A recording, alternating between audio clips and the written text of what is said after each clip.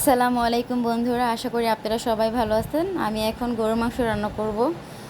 এখানে আমি 4 কেজি গরুর মাংস নিয়েছি। দেখতেই পাচ্ছেন, ফার্স্ট আমি এখানে দিয়েছি তেজপাতা, গরম মশলা, পেঁয়াজ কুচি, মরিচ ফালি নিয়েছি, স্বাদ মতো লবণ দিয়ে দিব।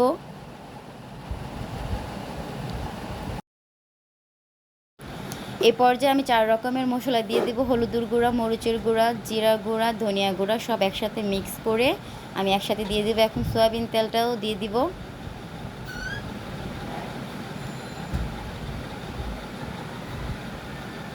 এখন ভালোভাবে সবগুলো মশলাগুলো নিয়ে গরু মাংসতে মেখে নিব, যেন সবগুলো মশলা মাংসের গায়ে লেগে যায়।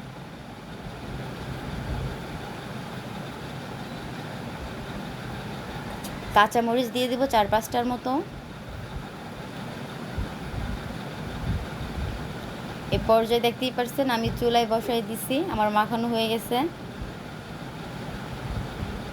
আর আমি আগেই বলে রাখি, এটা কিন্তু কুরবানির গরুর মাংস। আমার এখানে ফুটন্ত গরম পানি দিয়ে দিচ্ছি। আর কুরবানি গরুর মাংসতে কিন্তু বেশি করতে হয় না, ময় মশলা দিতে হয় না। অল্প পরিমাণ ময় মশলা দিলেই খুব মজা লাগে। এই পর্যায়ে ঢাকনাটা খুলে দেখব কি সুন্দর বলক চলে আসছে। মাংসটা প্রায় হয়ে আসছে। এখন ভালোভাবে নেড়ে চেড়ে দিব। দেখতেই পারছেন কালারটা খুব সুন্দর আসছে, আর খেতেও খুব মজা হয়েছে। আমার চ্যানেলটা সবাই সাবস্ক্রাইব করে দিবেন।